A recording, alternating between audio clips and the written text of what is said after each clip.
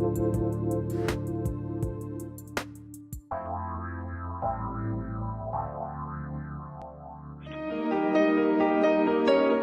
to the Dr. Pat Show. Talk radio to thrive by. Powerful, inspiring, and coming to you live, bringing you stories of people like you and me, busting through and living life full out. Get ready to dare to wonder what your life would be like if you knew you could not fail.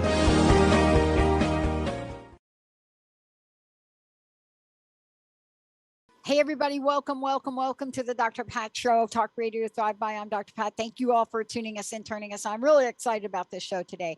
So, in the last show, we talked about symbolism, and we talked about different things and signs that show up in our lives. And what I didn't talk about, I was saving for this show. And the reason I was saving it for this show is because I want you to hear it from somebody that doesn't just talk about how to connect the dots in life, but how to live them.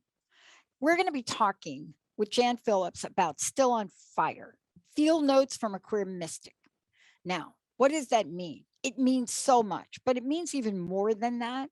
What it means is that in this life, we get an enormous opportunity to show up as our authentic selves. And that word is thrown around like a lot, like authenticity, authentic. Everybody on the planet knows what it feels like when you're showing up as somebody you're not. You know what it feels like, right? If you do it long enough, what happens is you get depressed. You end up really doing things in life that are just not filling your soul, right? If you're like my mom, life gets to be really, really hard and you take your life.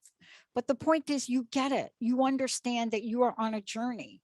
And that journey is going to give you an opportunity at every turn, every crack, every crevice to either deny the truth of who you are or stand tall and honor the truth of who you are. That's what today's about. That's what this book's about. That's what the world right now is inviting all of us to do, because silence is deafening. It is so deafening. And yet at the same time, how have we learned it? Have we learned how to do this? That's why I love Still on Fire, because I love what Jan is doing. See, this is a reminder of us, right? To look at how we grew up, what our religious underpinnings were, what has wounded us, and what does spiritual healing, forgiveness, gratitude, social activism, if you're her, if you're me, what does that do to remind us that we are truly alive? Today, you're going to take this journey with us. You're going to take the journey from the beginning. What does it mean to be a queer mystic? What does it even mean, right? To be able to even say that in today's world. It is a far cry from the times I shared growing up in New York and Stonewall. But is it really? Jan, great to have you. Welcome to the show. Hey, I'm just happy as heck to be here. Yeah, let's talk a little bit about some stuff. Good. Okay, I want to start out with this. I was 6 or 7 years old, and I did something unconscious about, I don't know, whatever the word is. I did something in a Catholic boarding school that got me expelled. Now, yeah, it's good news, actually. But let's talk about our early experiences with religion, with what we come to be groomed, right? Sometimes not by choice. And, that's where you start the book. You come out of the book and you talk about things, but you also remind us that the kingdom of heaven is all around us. Isn't this paradoxical? Isn't this what? Paradoxical. Paradoxical. Oh my. Because we live in a world of duality. And what we know is, in the real reality of the supreme reality, everything's one, right? So to tease apart the dualities, to be aware always that there's two sides, that's a good thing. And then for us to be able to transcend that. But Catholicism, I don't know how about the other religions, how they install it, but Catholicism gets installed like a software program. I find out later that it's corrupt, software because it doesn't have room for me in it, right? Right.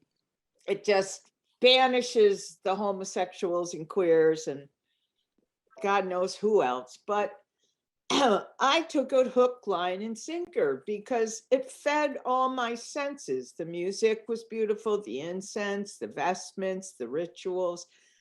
Catholics do that in spades. And so we get captivated by the spiritual trappings and by the they put out mysteries and mystical truths like they're going out of style, right? Assumption of Mary into heaven, Jesus resurrecting from the dead, virgin birth, God help us.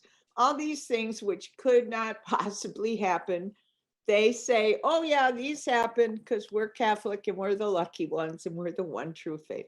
So a person has to really apply some spiritual intelligence as an adult and reckon with, is this a faith? Are these doctrines and dogmas something that's meaningful to me or something that's not? And so for me, no, they're not meaningful. I appreciate from my youth that I was introduced to the great mysteries, but that religion, it banished me. I'll tell you what, I couldn't get absolution from my confessor as long as I continued to live a gay life. So it's dangerous and harmful to so many people. And let's talk about the danger and harmfulness, because we now know religion or non-religion, the guilt, the shame, and the disconnection from humanity that people in the LGBTQ AI community, people that know who they are and are faced with not accepted, not accepted, not accepted, you're different, you're not enough, you're different, you're not enough. And this is a resounding message across the board, which is also fueled by the very tenets of religion everywhere. It's where it comes from. Mhm. It's the basis of it, whether you're in the Middle East, it's Islam, Mhm. whether you're in Africa, it's Protestant and Catholic missionaries that have gone over there and colonized those minds. And they're actually killing more gays than anyone else that I know of. Africa is a terrible place to try and live out life as a queer person. You're very apt to get murdered, and same in the Middle East, right? So, and that's why And tortured. that's why gay teenagers are so at risk right now, that they're 4 times more likely to commit suicide than a little straight kid. Because we know, you sense it coming in. It's like in the air we breathe is homophobic particles. And let's talk about this, because you and I both share something in common. We've been saved. And I don't mean saved religiously, but saved by another person who understood sort of a part of our journey, who had a sense of who we were and saved us from the ultimate action of taking a life or taking our own lives, right? Yeah. And when we think about that, it shapes us.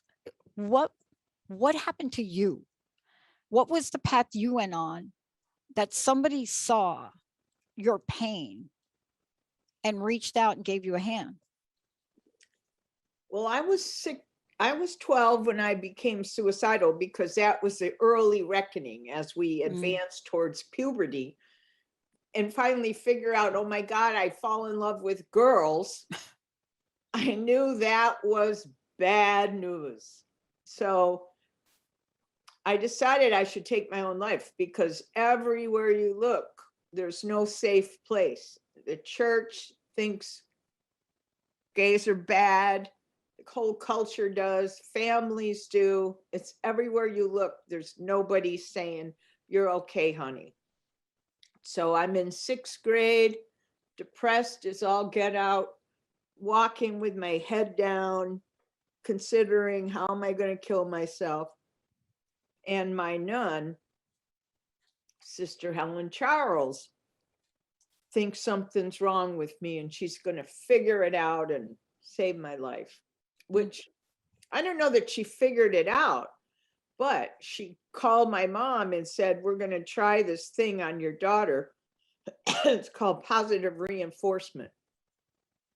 And my mom wasn't all that enthusiastic because she was one of 14 kids and you don't want to pick one out and, you know, put all this praise and affirmation in their path. But the nun did it in spades over and over every day. Oh, Jan, what a great athlete you are. You're so bright. You write on the board so well. Like, you're such a good poet. You're a great artist, all this and that. First, I thought she was crazy, but she kept doing it. And so I don't know how long it took. Let's just say a month in, I woke up one day and it had happened. That sad, sick little caterpillar had turned into a butterfly because of Sister Helen Charles. And that was a day I decided to be a nun, because it was like when I connected the dots, how come now I realize I'm beautiful, I'm intelligent, I'm a leader, I'm a strong person, I'm okay. It's because of Sister Helen Charles. What's the thing about her? I don't know. They must have a magic wand underneath that habit, but I'm going to be one because nuns save kids' lives. So I had to wait for 6 years because I was 12 and at 18, I entered the convent. But the good news is at 18, I entered the convent. The bad news was I was still queer. So that could not work in there, because we know, what do we do? What do women do at age 18? We explore our sexuality, begin to want to be touched and embraced. We want to understand the mystery of, you know, sexual relationships. So biologically, I couldn't help myself, right? So of course I fell in love with a novice right off the bat. And in the convent, that doesn't work. They have all these schemes. You have to read the book in order to see how weird they got and why I was forced into somebody's bedroom because my superiors were so, I don't know, short-sighted. But I think they actually escalated. I was going to say, after reading it, I was going to say, like the opposite, like happened right there. Right? Exactly. You can no longer see this novice. You can't look at her. If you pass her in the hall, keep custody of the eyes, only look from her knees down. It was like, are you kidding me? Never go into her bedroom, never talk. It was like, oh man, I got to figure out my way around this. Well, absence makes the heart grow fonder, but even more so, you know, when we're talking about this, you say this several times in the book in different ways. You know, these practices, these principles are really archaic in so many ways. And, you know, I was talking the other day, I was doing a show on racism, and we were just talking, and I said, you know, it's really interesting, the fascination of where we are today. And I made a comment that I got a bunch of emails about. And I said something like, there are multiple generations that don't know what it's like not to have freedom. Multiple generations of women, I only talked about women, that don't quite understand or haven't quite experienced yet what it's like to walk into a room and have your boss start out every meeting with a dirty joke, or walk into a room and have somebody put something on your desk because you're part of the gay community, or worse than that, do something horrific to you, or live in fear every time you walk down your neighborhood, right? You know, you have the potential of having a Matthew Shepard experience, or have never had to stand and say, I'm sitting in a bar that you've just invaded and you are not going to handcuff me and put me in your paddy wagon. You're not going to do that. On the other hand, you know, we have generations now that have come forward and said, we're going to fight for the right to do this. But part of this is understanding the spiritual journey as you've described in the book, because I think we have the illusion that the fight is over. but your book says still on fire. What fires you up every day? Well, two things. One, from the inside, I get fired up in a very positive way in my spiritual practice. I start out every morning, get up, light the candle, and my cup of coffee right on the bedstand. You have to reimagine the divine every day, because our brains have been so wired by the culture that the default mode is God is outside us. So I'm rewiring my brain, but I do it every single day. And I claim and profess that God is the oxygen in my blood, God is the air in my lungs, God is the air that I breathe. And so I don't have any image any longer of the Sistine Chapel image where there's two men, of course, God and Adam.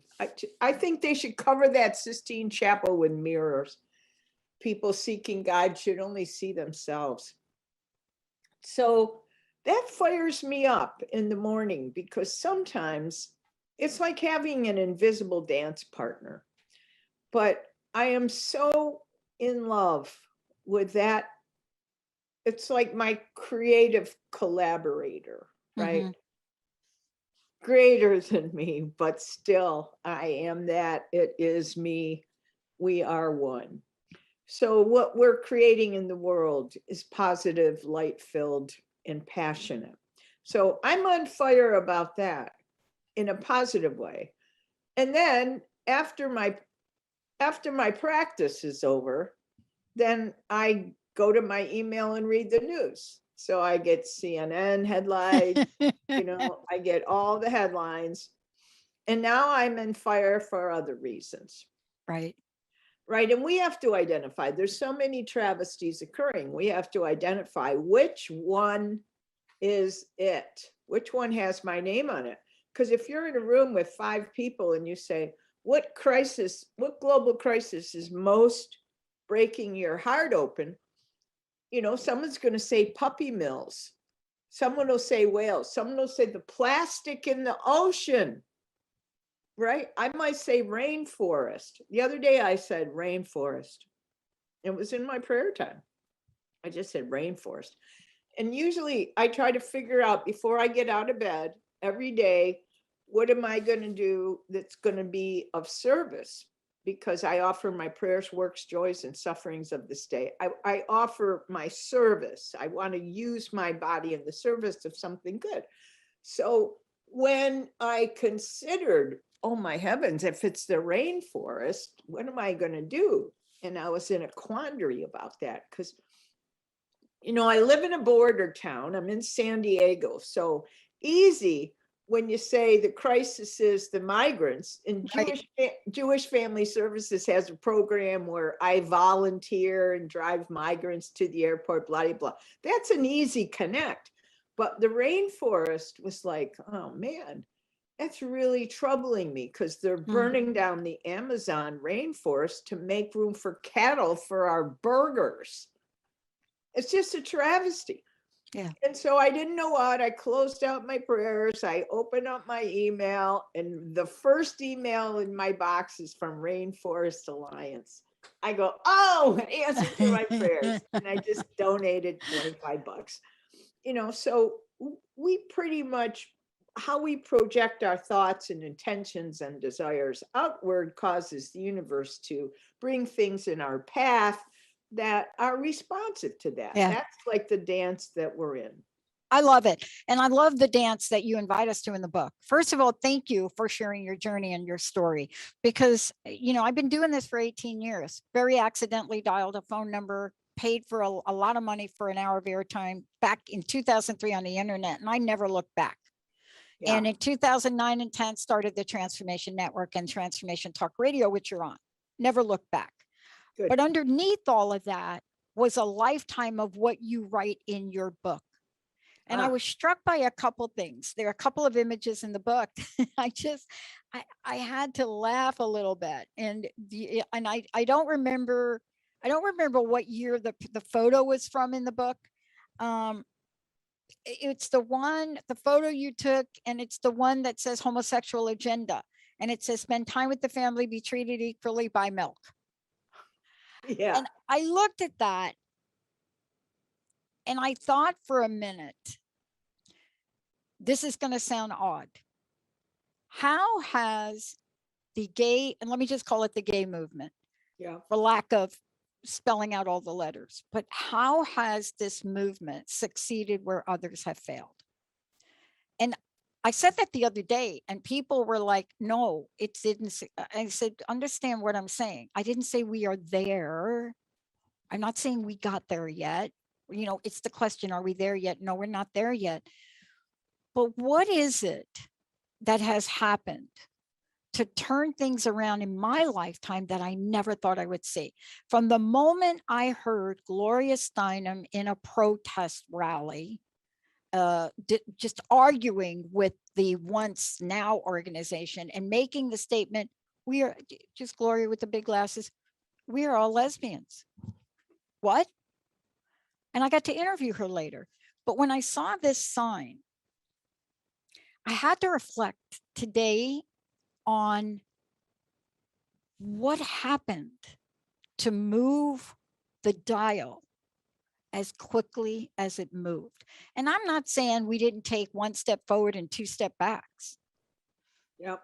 But for you and I to be doing a show and talking about exactly what we're talking about, and talking about it unapologetically, Yeah. and for you to share your story, has to be foundational cement for what we need to build, right?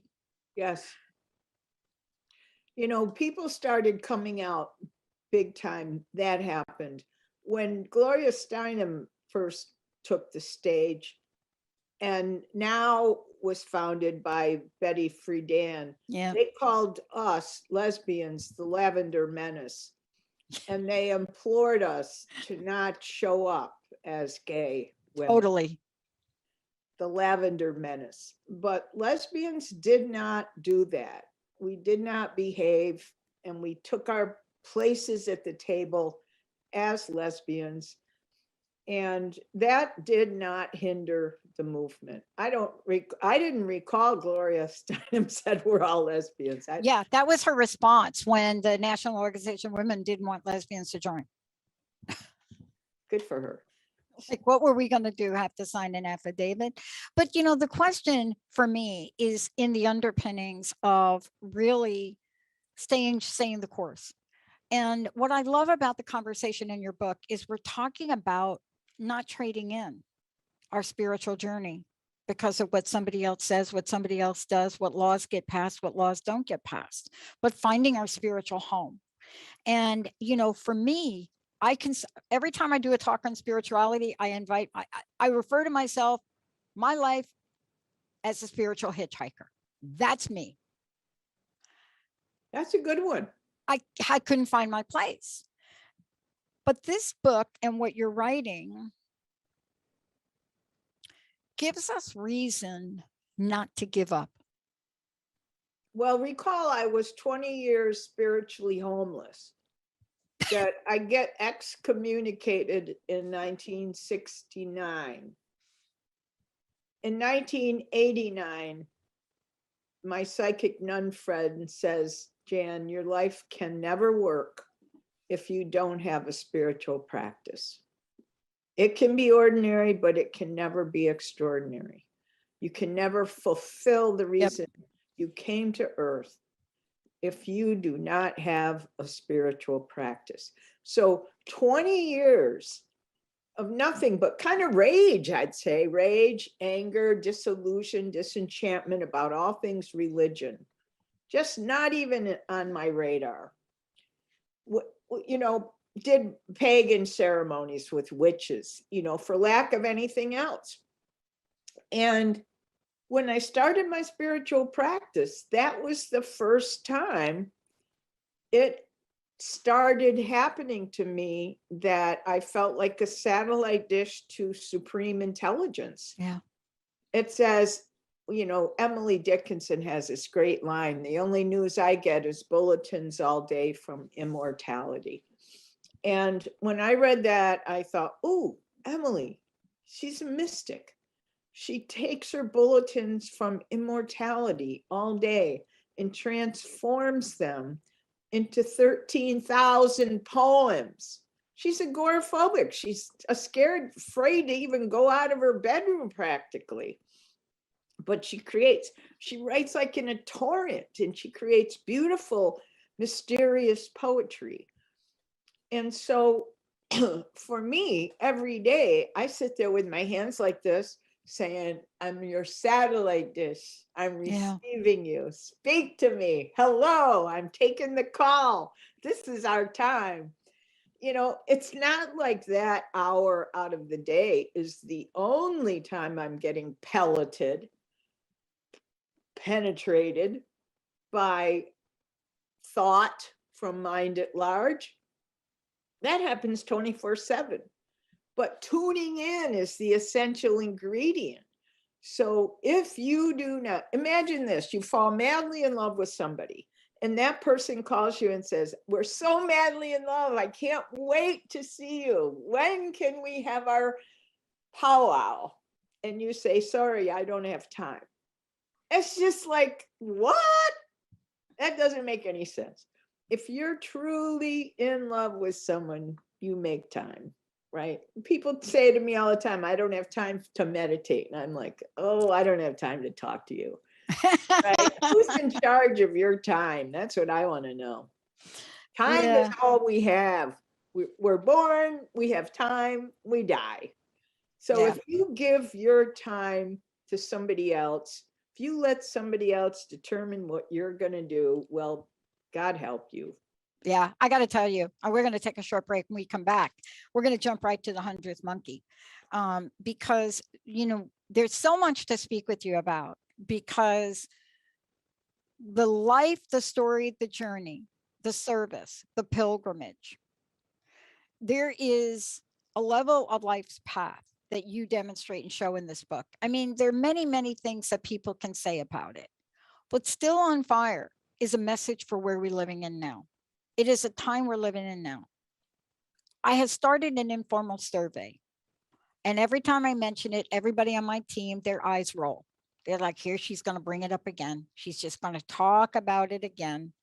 And I started a survey, and I ask women that I talk to, I say, look, before we even talk, I got one question for you.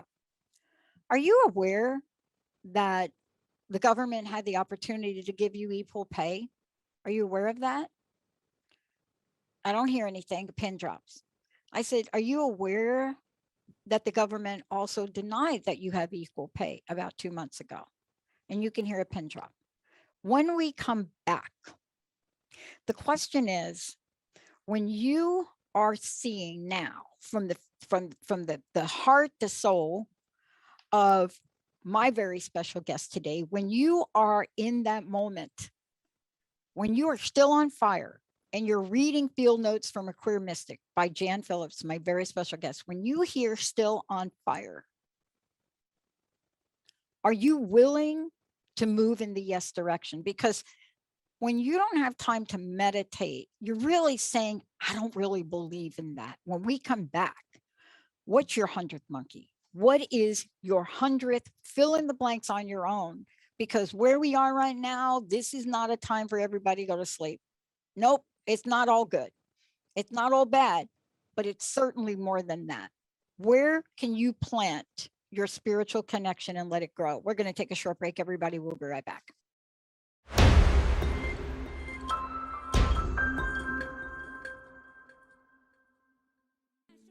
Hey, everybody, welcome back. It's so great to have all of you tune us in and turn us on. Unity Books has brought us Still on Fire, Field Notes from a Queer Mystic, Jan Phillips, my very special guest today. I also want everybody to know that if you want to find out more about Jan, we're going to make sure you do that. If you want to get a copy of the book, we're going to make sure you do that as well. And so for those of you tuning in, let me just say this. you can go to janphillips.com. That's Jan, Jan Phillips with an S.com. And you're going to be able to take a look at more than just the book. You're going to be able to really see a life purposeful passion and what it means to be somebody that took these early life experiences and never really looked back, except to write about it. You know, when you think about her 11 award-winning books, a thought leader, connecting all the dots of spiritual intelligence by sharing her own personal story, but also a personal story that allows us to understand that we are not alone when we take this journey. We're not alone when we feel left out or not included. We're not alone. And no matter how hard we try, unless somehow you choose to change yourself, which is close to impossible to do, and what we're talking about today, you have to find a way to heal. You have to find a way to peace.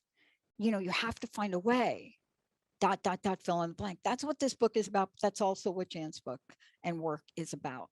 You know, her books have been endorsed by pretty much all the people you know and you've heard on the show. But this book in particular is a book for our time. And the reason I say that, Jan, that this is a book for our time is it has to do with what I shared with you during the break. It has to do with us not talking about what the journey has been like, what has been fought for, what is at risk of losing, and what the path of freedom is for people that are not really willing to pretend to be something or do something they're not. And boy, when you do that, Jan, that just doesn't feel good. It hurts, doesn't it? Mm-hmm.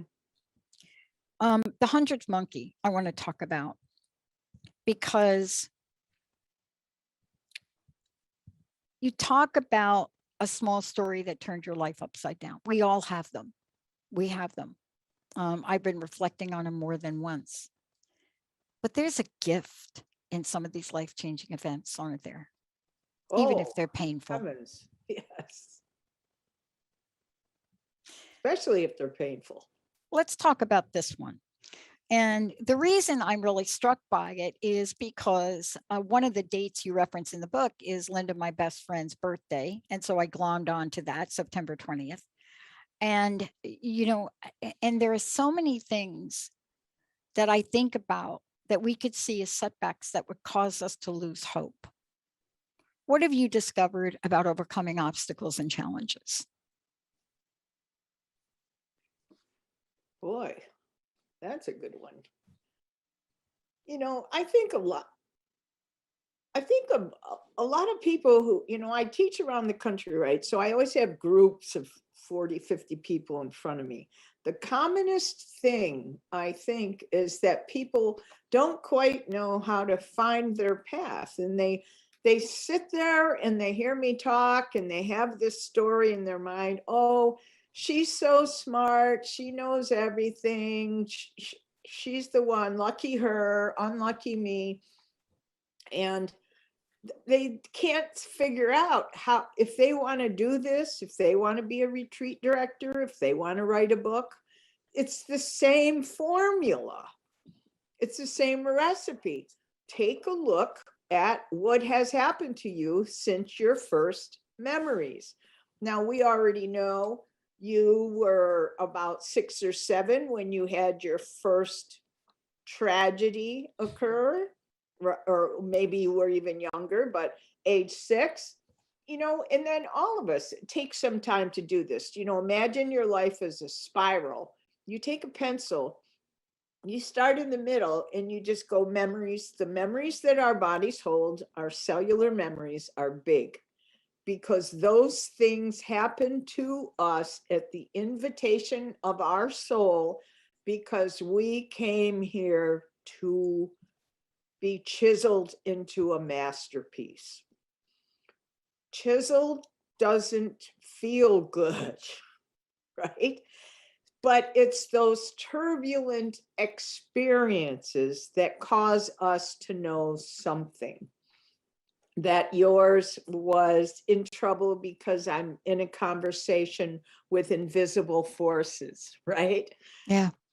That should have been encouraged and questioned. It should have been inquired into. But instead, not, because the culture is not advanced and it's not evolved. But that's why I deal with evolutionary creativity. It's different than the creativity of the Renaissance. It's not just about creating a thing. It's not just about creating a book.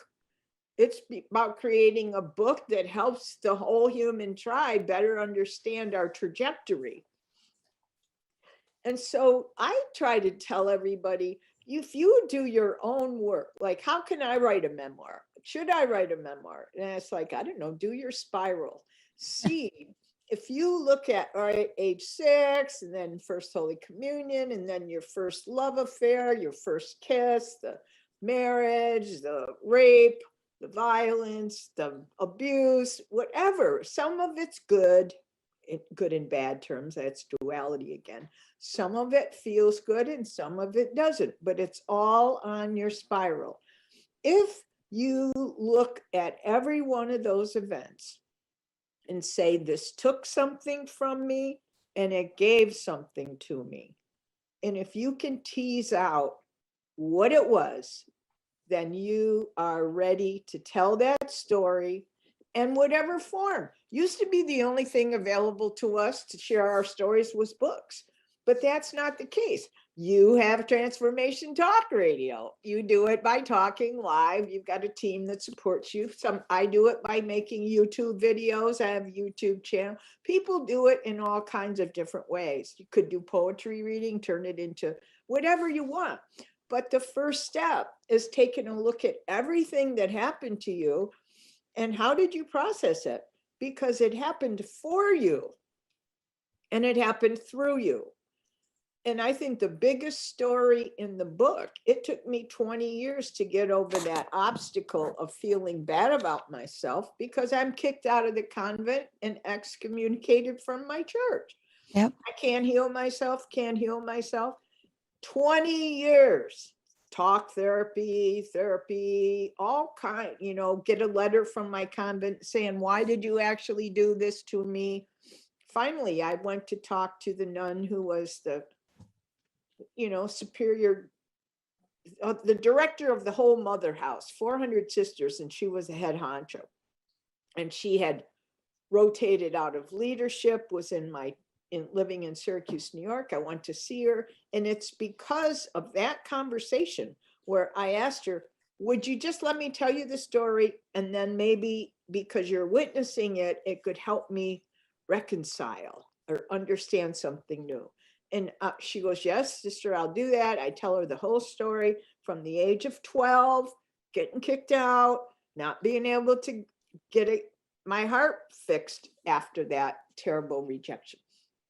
And she asked 2 questions. Would I forgive her for this terrible injustice on her watch? Yes, I do forgive you. Would I forgive the entire community, Sisters of St. Joseph of Corona? Yes, I forgive the entire community. And then some kind of magic happened, like a bolt of lightning. And my whole thinking about it got shifted, where it occurred to me, oh my God, I should be thanking them for the privilege of 2 years of a monastic experience. They were smart enough to know I didn't belong there. I'm no kind of nun, that's very clear. And then they let me go. But they let me come in and get my spiritual underpinnings, find my spiritual teachers, understand community, know the formula for bliss, which is equal parts in my day of work, prayer, solitude, and community. So get all that figured out, and then they can let me go. And so then I realized, oh my God, this is the other side of the story. It wasn't a country western tune anymore about how they done me wrong. It was like, I'm so thankful for you for that opportunity. Because imagine the privilege of spending 2 years in a monastery. And then driving home, I have this other discovery, which is I saw every juncture where I made decisions in that novitiate that would get me kicked out. I did kiss Sister so-and-so. I did slip into her bedroom. I did smoke cigarettes in the woods. I did steal wine. Right? So that's how I know now. Life just doesn't happen to us. It happens through us, and it happens for us. And so you look at your stories and figure out that, and you can sit in the winner's seat. Yeah, I love that you share that, because I think that's one of the greatest discoveries that we can make, is to understand that we are active players in our lives. Yeah. Good, bad, ugly, whatever it looks like, whatever you want to call it, we are the active player in our lives. You know, I used to talk about my job loss from the phone company as I lost my job. Now, when I look back, is I created the scenario to leave there because I was meant to leave there. I was never meant to retire from that place. That was not going to be my life's path. And if I needed to be, crazy to get downsized after I was the person in charge of the program, that was by my doing. I also realized too, as I continued to read through your book, you talk about this journey leading towards, a pilgrimage with the heart chakra, but also a way to find the balance of things. And the harmony of things. And so often there's a confusion, and I want to talk with you about that in the time we have left. There's a confusion between seeking peace and harmony and hanging up your activism swords. And so that's what I thought for a number of years. I thought, okay, grew up as an activist. My stepmom, I got to tell you, she was the lifesaver for me. She was like this. She was my Southern Baptist, young, first child 12, second child 13, fireball. And there was no way you were going to tell her, Mother Superior was going to tell her before she became my stepmom, that it was wrong for me to talk to whoever I wanted to talk to. Right. But there's a muscle that gets built from these challenges and these obstacles. And when you come out and you write a story like this, people ask interesting questions. I don't have a question about why you call yourself a queer mystic. I don't have that question, but I bet a lot of people do. I bet a lot of people want to know from you why this is important to you. I know why it's important to you because I know the journey that this takes. But for yourself now, there's a whole lot of healing we got to figure out how to get on here.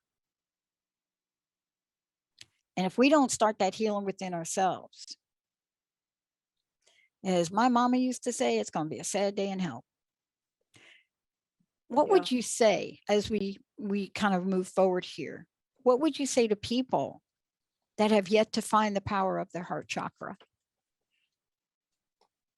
Well, first off, however we are, period, is perfect. That we're an expression. I think of, Teilhard de Chardin talked about the materialization of the divine and divinization of matter, right? So that cycle is going on all the time. I think of, how energy, there's only energy, and it takes two forms. It's either a wave or it's a particle. When it's a wave, you can't see it. When it's a particle, you can, because it's material.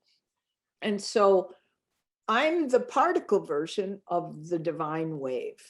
When you see it, it's us, it's Earth, it's the cosmos is the breath of God, right? And I think of God as supreme intelligence, and I think of the mother as supreme love.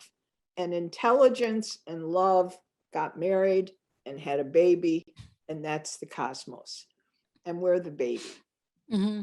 And so we cannot do anything really that's going to trip that up. By default, we are divine beings, right? The only thing is, and you referred to this earlier, is letting other people dissuade us from doing the real right thing. You know, no parent wants their kid to be gay because their thought is, uh-oh, they're in danger. Everybody knows gays are in danger.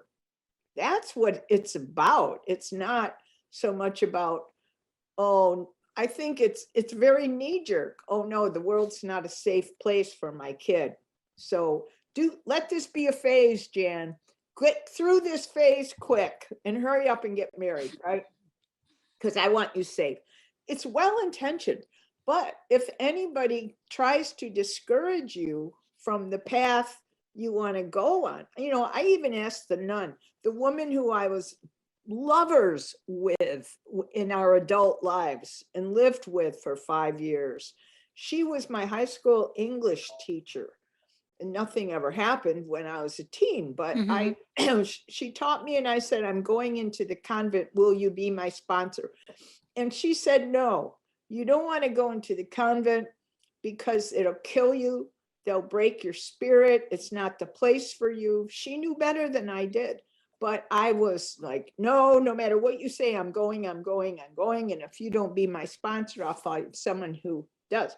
So I was headstrong at that early age because my whole agenda was save kids' lives, right? And so that nun tried really hard. If I had had a weak moment or for whatever reasons thinking somebody else knows better about my life than me, I would have said, all right, maybe I'll be a nurse or a teacher. But no. And so it's important for all of us, particularly women, to figure out what we love to do and then learn to do that well and then do it in the service of the people. Yeah. And so that's the invitation to all of us. We came here to be great. We came here to be a light in the world. And so if you are of the opinion that you're not the light in the world that you want to be, it's probably because you've accumulated so much debris from other people's bad thoughts. It's what I talk about in my TED Talk, right? And it's like this, we're all born like 100-watt bulbs. We're all the same illumination. But what happens is as we go through time, we accept other people's ideas for us, and it comes like dirt and debris and covers our bulbs. So you get some in fifth grade being like 40 watts. Everybody knows what it's like to have lunch with a 10-watt person. You pretty much unfriended them by now because we don't have time. We don't have time for people who are not bright and strong and courageous. So what we have to do is figure out, how do I separate myself from those inherited thoughts that hurt me and that are harmful and that come from outside of me? How do I stop thinking those thoughts? And that's a process. And some people may need therapy. Some people just might need to read my books, because every one of my books is about that. I have Divining the Body, how to stop hating your body, how to figure out why it's important to make a commitment to your creativity. So there's always an answer. You know, Jan, first of all, thank you for joining us here today. And by the way, please let folks know how they can get a copy of this book, how they can get a copy of the other books, and also about your foundation. And thank you so much for reminding all of us of what it really, really means to choose a pathway of freedom, even if sometimes it doesn't look like we're going to get there. So please tell us how to find out more about you, where you're going to be, what you're up to, and how to get a copy of the book. Well, I would say first, just go to janphillips.com and put your name on my mailing list. It's an email mailing list, and you'll hear from me every Sunday morning. I send out, in honor of Emily Dickinson, bulletins from Immortality, short little thing every Sunday morning to support you and cheer you on in your becoming your authentic self. And then you'll be in my circle, and then I send out once a month a newsletter saying this is where I'm going to be. Like I'm going to Seattle in the spring. I had a whole book tour plan, which I just canceled because of COVID. But I'd say I'm doing retreats here in the Midwest, here in Massachusetts. So you'll be, if wherever you live, you'll know when I'm coming to your community. And then we can, who knows, meet for lunch or pizza and a beer. I love it. Jan, thank you so much. Thank you so much for reminding us we have the fire within. Thank you so much for that. I'd love to know your personal message. I'd love to know what you'd like to leave us with today. Oh, that's a good one. They should have warned you about me. People can keep reading books, but people don't have to. Because the next book I'm doing, it's called Stop Seeking, Start Finding. Because whatever you're looking for, it's right in here. It's right inside. It's right on the other side of your t-shirt, right? It's in your flesh and bones. So figure out how to harvest the field of your own dreams. Look inside, see what you know. You might need a thought partner for this. Yeah. You know, it might help to maybe call a book club, read this book together. But human interaction with other women is really important because the wisdom is within us, but we need to hear ourselves articulate it in order to know what we're thinking. Maybe introverts can figure that out, but I can't ever know what I'm thinking until somebody asks me. So yeah, to be part of circles of support. Get on my mailing list and I'll see you when I come to your community. Yeah, I just did. And by the way, I'm an extreme introvert, and no, we don't get it either. No, even as extreme of an introvert as I am, witnessing is important. Jan, thank you so much for everything. Thank you, Patty. All right, everybody. For those of you out there, Benny, I got to thank you again, as I do every day. Olivia, thank you. And Jessica or Kent, not sure. I think it's Kent, but thank you all especially for being the best audience on the planet. We'll see you next time.